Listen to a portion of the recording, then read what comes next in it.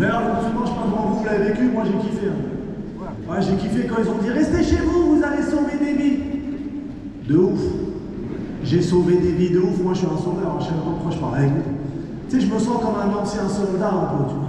Les futures générations, je vais mal leur parler, c'est sûr. Ils vont venir me voir, je vais leur dire mais qu'est-ce que t'as connu toi? T'as fait Marseille 2020? Non. Tu t'es tapé les lives de Castex? Je crois pas. C'est vrai que le confinement, on a oublié plein de trucs. C'est vrai que le confinement, t'as oublié comment était la vie normale.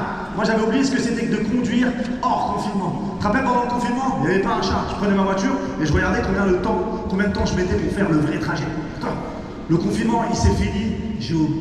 Conduire, c'est relou, c'est vrai ou pas? Tu sais, en plus, il y a une règle en France. Hein. Plus ta voiture est petite, moins on te respecte. Et moi, j'ai une smart.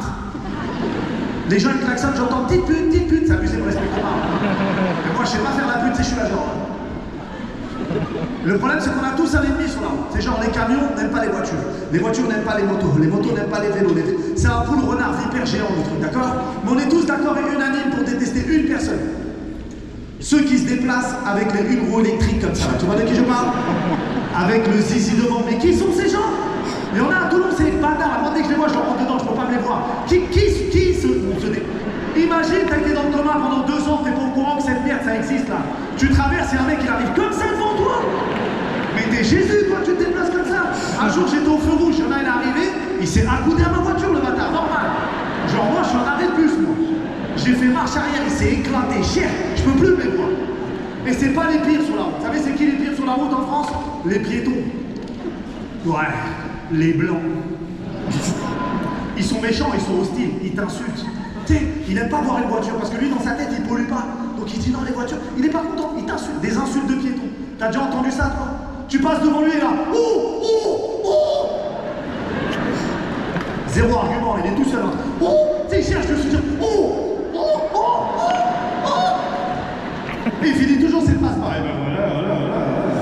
Alors que dans le code de la route, le piéton, il est tout en bas de l'échelle. Il a zéro pouvoir. Au loup-garou, c'est un villageois, il sert à rien.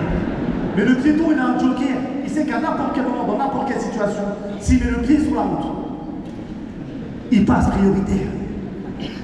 Mais si je veux, il meurt. Et ils abusent de ce joker. Il n'y a qu'en France, tu vois ça. Le piéton, il te coupe la route, il s'excuse même pas. Il passe devant toi, il te fait ça, genre. Tu t'es pris pour Magnéto, enculé ou quoi?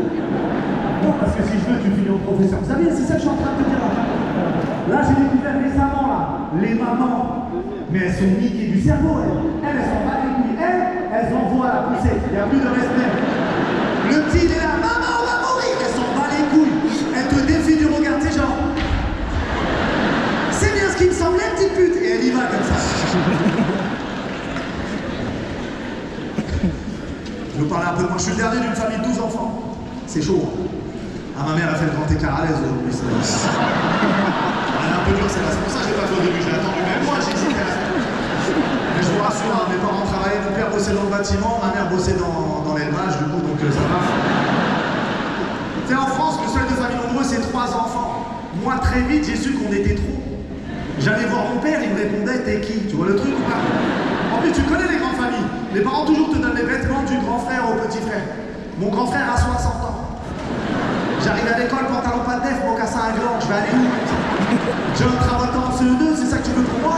60, je sais même pas si c'est mon frère ou un pote de mon père. Il est là depuis longtemps. Quand on était petit, écoute, quand on était petit, mon père il disait toujours, vous savez les enfants, moi quand j'étais plus jeune, mon frère il disait, bah j'étais là, il a grandi avec moi. J'ai 21 neveux, c'est abusé ou pas? Je suis tonton 21 fois. J'ai des neveux, ils ont des enfants. Mon neveu, il venait me récupérer à l'école. Est-ce que t'as déjà entendu une fois dans ta vie? Vous venez chercher qui? Mon tonton, t'as jamais entendu?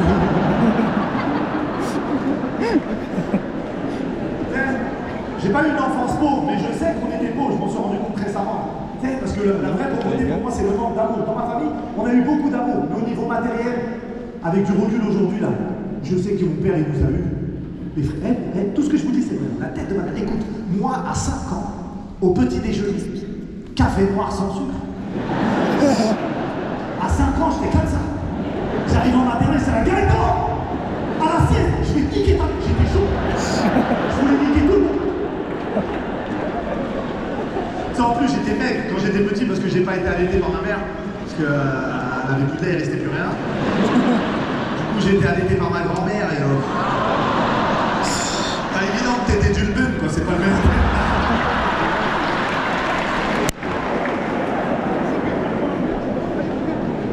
Ah, c'est chaud en ce moment. J'aime pas les gens qui vont au Starbucks.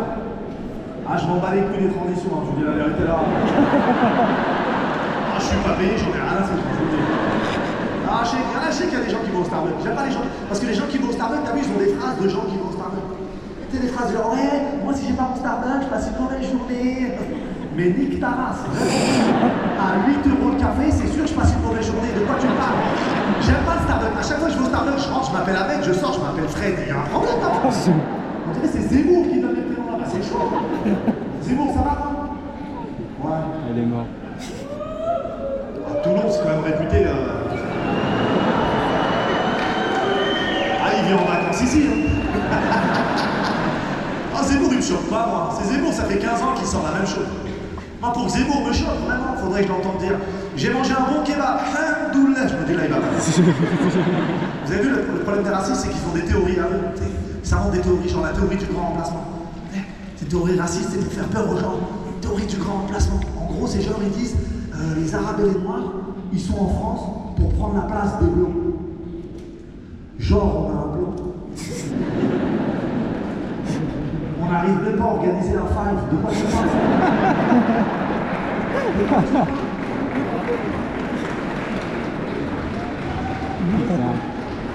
Pas toujours fait des blagues dans la vie. Avant, j'avais un autre métier, je travaillais dans l'éducation nationale. Enfin, j'étais surveillant, c'est pas...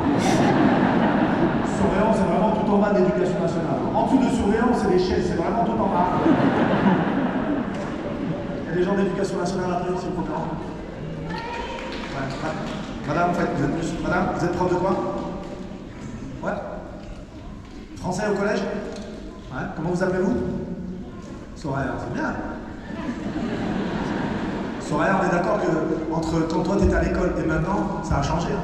Les petits, on les chouchoute aujourd'hui. Et les profs, on les respecte plus. Moi, quand j'étais à l'école, moi, le prof, il avait toujours raison. Même moi, quand j'avais raison, c'était le prof qui avait raison. Même quand il était en tort. Tu sais, je vois aujourd'hui, genre, ma nièce, moi, 10 ans, elle m'a ramené une punition. Sa punition, c'était un jeu. Punition ludique. Je voulais la faire, cette punition. Vous vous rappelez des punitions qu'on avait en primaire ou pas? Les punitions de Gogol, là. Fallait copier 100 fois la même phrase. Vous vous rappelez de ça? Ça nous a niqué le cerveau, on est d'accord? C'est le genre de phrase. J'ai même appelé maître, mon stylo dans le trou de... Vous vous rappelez de ce genre de punition? Est-ce que vous vous rappelez quand on les faisait, on se prenait pour des génies, mais des génies teubés? On était là, pour aller plus vite, je vais écrire tous les jeux.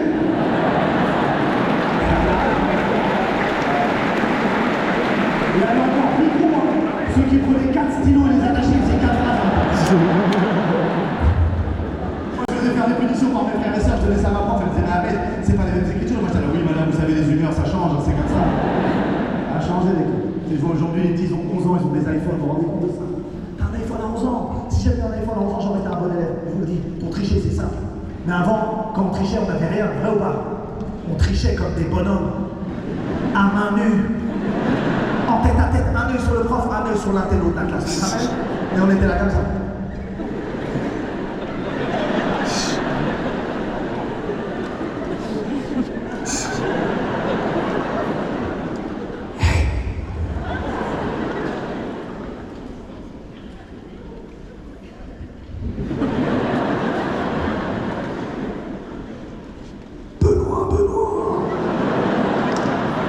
Souvent il s'appelait Benoît, je vous dis la vérité. En vrai, j'aurais pas pu faire Cadet. Et on a regardé, on a dit quoi? Demande à Benoît, donc ça revient au même autant.